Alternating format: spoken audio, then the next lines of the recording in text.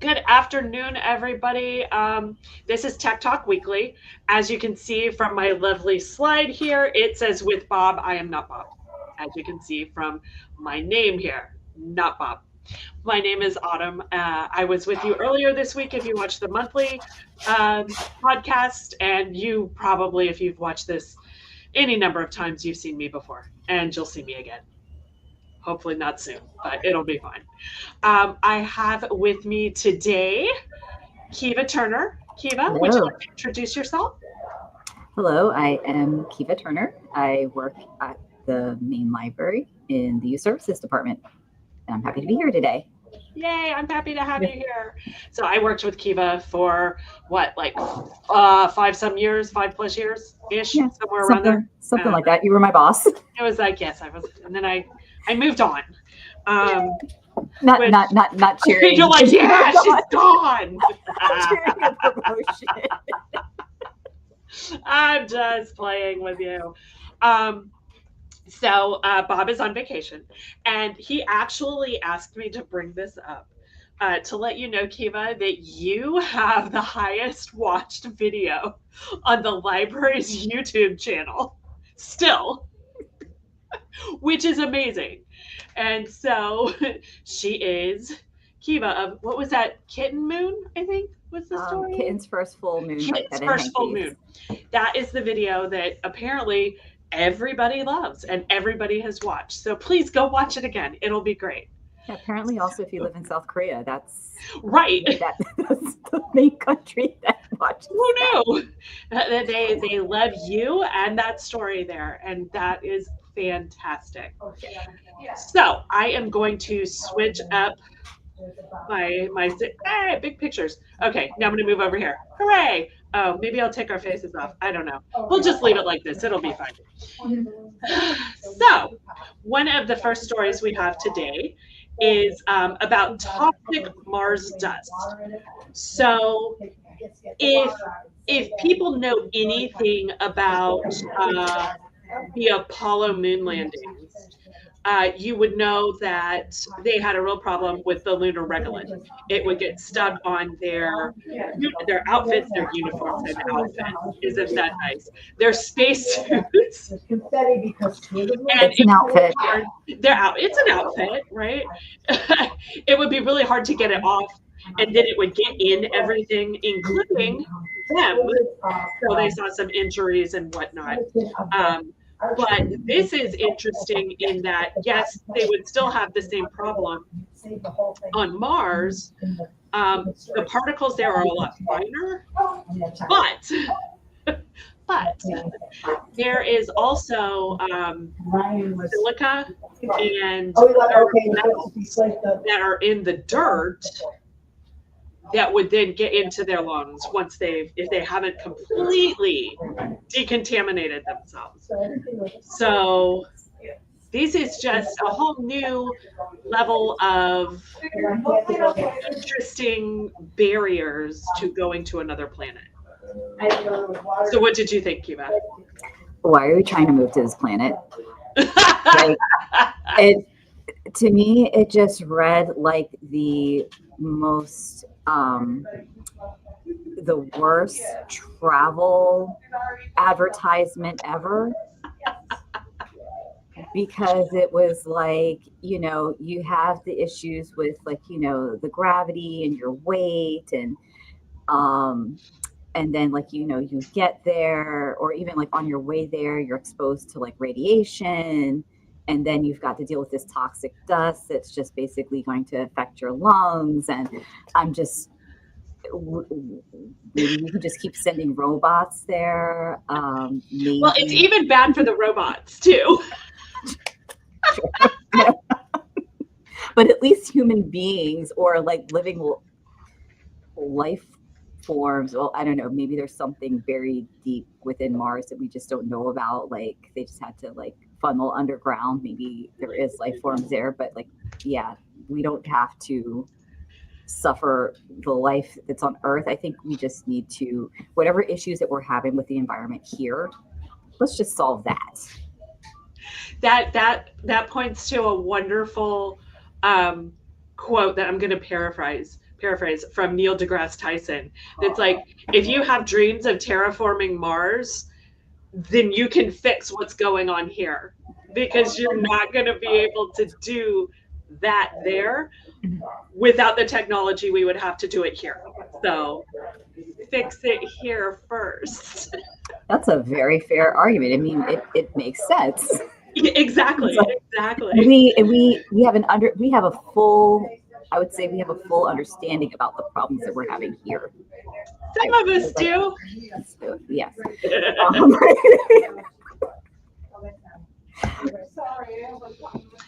So if we want to go fix it there, we need to fix it here first, because we don't have to go anywhere. No, we don't. It's here.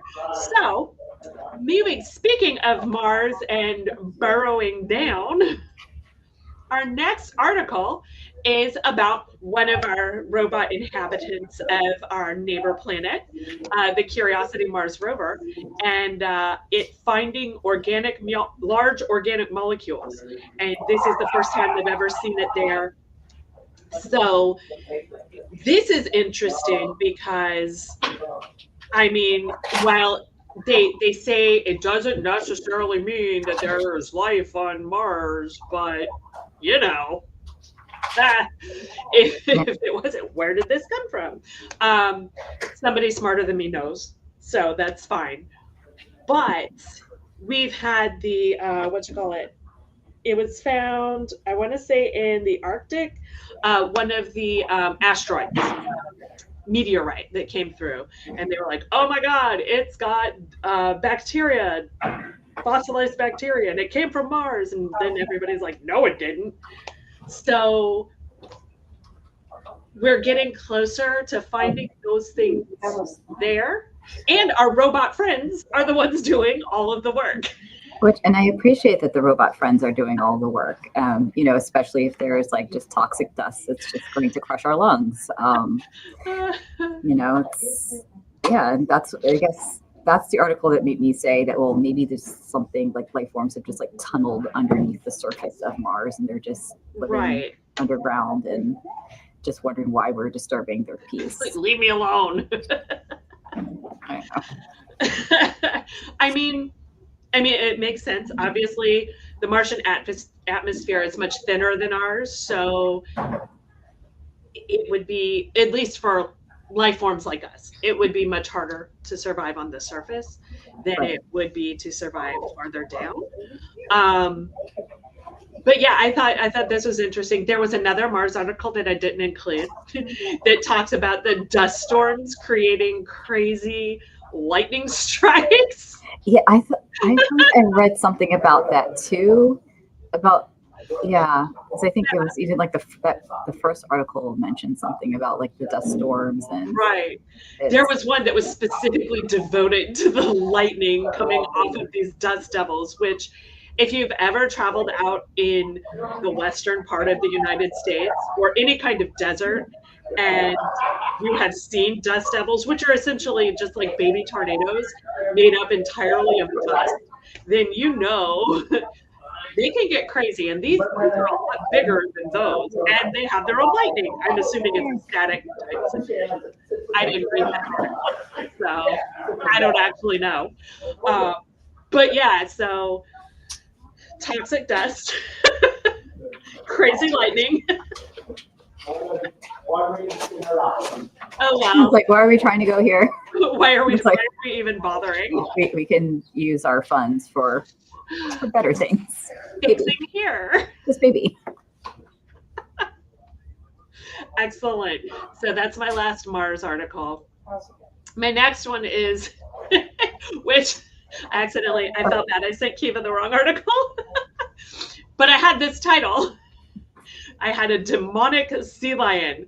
So Bob actually shared this with me. I love this picture. He's like, ah. Yeah. This is fantastic. And it is the demonic is not the actual, what is actually wrong with the sea lion. No. This was just a surfer who was out surfing, and this sea lion surfaced and just started making a beeline for this dude. And they normally aren't like that. They're very curious, so they will come up to people, but this was not, it was not playing. And no joke, it actually, oh, this, are those hot dogs? I'm so sorry, I got distracted by that. It bit this poor guy in the butt. It's not funny, but it's funny. He's trying to get away from this sea lion. It's just like, argh. I feel bad. I should. I laughed at first, but then the further I read down the article, I just felt like really bad for the sea lions and all of the sea creatures. It sounds almost, I mean, I know it isn't because that's a different type of situation, but it almost sounds like rabies. Right? So when you hear about dogs or cats or raccoons or whatever, and they're infected with rabies, they act out of nature. They just they start being incredibly aggressive, and so the sea lion probably consumed some algae that is part of a toxic bloom, which or ate a fish that consumed the toxic bloom. And what happens is that it releases a neurotoxin, which causes larger sea life to kind of go a little off. And this thing chased him all the way up to the beach. So and it's sad and funny and weird all at the same time. But he got his butt bit by a sea lion. Okay, that's not funny. Well, I mean, I guess it once he's recovered from the shock, I'm sure it makes a great story. Absolutely. I got bit in the butt by a sea lion. I mean, it's gonna be a great icebreaker from now on. And I'm assuming there's nothing they can do for the animals, so that's just an assumption. I looked over, I didn't really see anything where it said what the process was. Like, is it a catch and kill? Is it we're going to catch it and give it some medicine? I'm assuming it's a catch and kill. Because it bit a person. So now that's a whole nother set of issues, which is very sad, even though the picture is pretty awesome.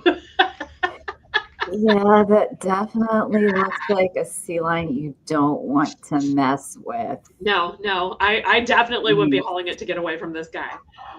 So my next one, this is also animal related, but this is a much, much, much older animal. This is a wonderful picture of a Dinosaur. Probably not saying that right, but it's I'm not pronouncing the actual species of this dinosaur because no, not happening. I looked at that, I'm like, I'm just gonna say how I think the dinosaur name is pronounced. You need like a 3-year-old or like a 4-year-old that's obsessed with dinosaurs to tell you how to pronounce it. What is this guy's name? And they will say it clearly. Absolutely. With confidence. So this guy is unusual for his dinosaur species because he's got 2 fingers instead of the normal 3 for this kind of dinosaur. And it's about 90 million years old. It was found in Mongolia, and it's the first one they've ever found like this. First of all, look at the size of that claw. That is insane. I mean, I don't know how big that. Oh, it's like got millimeters and whatever on it. That's big. Yeah, that's a big claw. Looks pretty sharp too. Plant eater. Not using it to rip people apart. It's using it to grab plants and pull it towards itself. But still, if it is on the alert and it feels defensive, it's going to throw those claws and do some business. Here's a better look at the claws here, not in. Wow, that is a lovely photo there on the right side of the screen. I hate these clickbait ads. But it's like, oh my God. But that's what happens when you mess with the dinosaur. That's not nice. But these are some big old claws. So let me go back to the picture. Because first, I love the fact that he looks fuzzy Like and, feathers and he's with. got feathers. So I'm not gonna lie, this is what it first made me think of. Oh, This is a yeah. two-toed sloth. He's got two toes. And here's our three-toed sloth. So they're like Well, giant sloths. I don't they're not. They're not. well, I mean, it But could be like it but could be that sloths could have been the descendants of that. I mean, if chickens are supposed to be dinosaurs and well, oh, sloths are like mammals, so probably not. However, you can't tell me they weren't thinking about sloths when they did this picture. Because look at his fur. He looks like a sloth. I love it so much. I was like, oh my gosh. Anyway, like totally derailed on sloth. But yeah, that was the first thing that popped into my head when I saw this. I'm like, sloths! Oh my god, I love it. Did you have anything else to add about our wonderful feathered, it's on this side, feathered dinosaur friend? no, I was just like, oh, okay. Well, we're just finding out something new about dinosaurs every day. But Yeah. it's great that we're exploring here on Earth. Where we don't have to worry about, well, I mean, we probably do have to worry about toxic dust, but it's Yeah, of and our radiation. own making. Yes. It's not some weird, strange planet toxic dust. It's Earth toxic dust. So, our final article is just like it's a really quick. There is going to be a partial solar eclipse this weekend, which, spoiler alert, we are not going to see it here Aw. in Florida.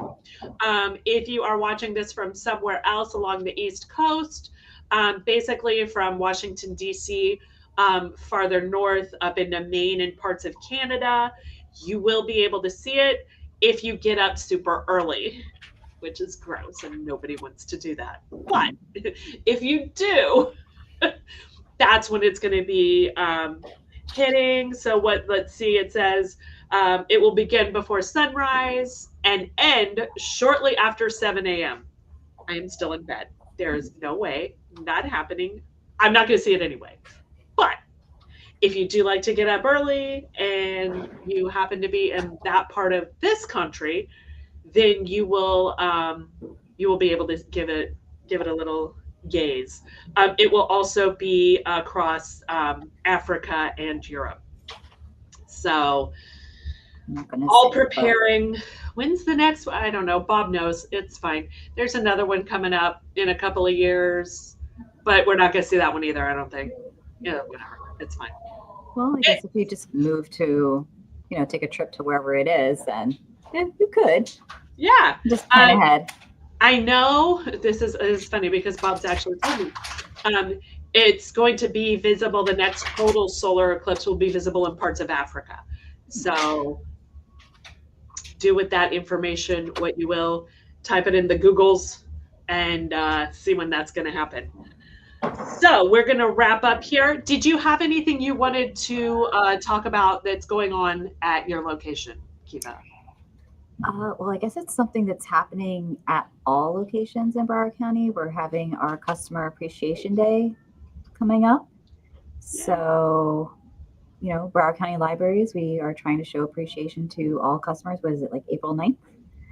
I think so. Yeah, I know we're doing it here, April 9th, Main Library. We're going to be having cupcakes and take and makes for people. Nice. Um, I know. I was like, oh my god, I'm big. What happened? I did not mean. I should have warned you before I did that. I did not mean to distract you. All right, now you can. Yay! You see my big Aldi's bag. This has been distracting me this whole entire time, but it's okay. But yeah, we're going to be it's just going to be a casual time period for the customers, cupcakes to show that we appreciate that you come here and use our services, or if you use our online services, come in, get a free cupcake and some water and some soda and a little craft that you can take home. And then of course we have Dia de los Niños I pronounced that properly. I don't know. I'm not very well versed in Spanish, but I'm there'll not the be right person to ask. we will be having our celebration. I got to look over at my calendar, April 29th at 10:30 in the morning. So we're Awesome. going to have a special storyteller, Marcy Poppins, here that day to tell some stories with the kids, and it's just going to be a great fun time. Excellent, excellent. Yes, please visit down at the main library or your local branch, especially on April 9th. Most locations will be having their customer appreciation events. I know we will be having ours here at the North Lauderdale Library. We are doing our Creation Station Science Open House and Customer Appreciation event. It starts at 3 p.m. in the afternoon. So there's plenty of stuff all over the county, and all sorts of different types of events for everybody. So check out your local library location. And I think that's going to wrap it up for us. Kiva, thank you for joining me. All right, thank you for having me today. Appreciate it. Yay! I'm so excited. And thank you all for joining us. Bob will be back next week. He will be having someone from my location, but it's not me for a change because I remembered to schedule somebody else. I always forget. So then it's me. I'm like, yeah, guess what? It's me again. But this time, Brian Simpson will be joining him. So it will Cool. be a wonderful time. And again, thank you, Kiva. And thank you all for watching. And we will see everyone at the library. Okay.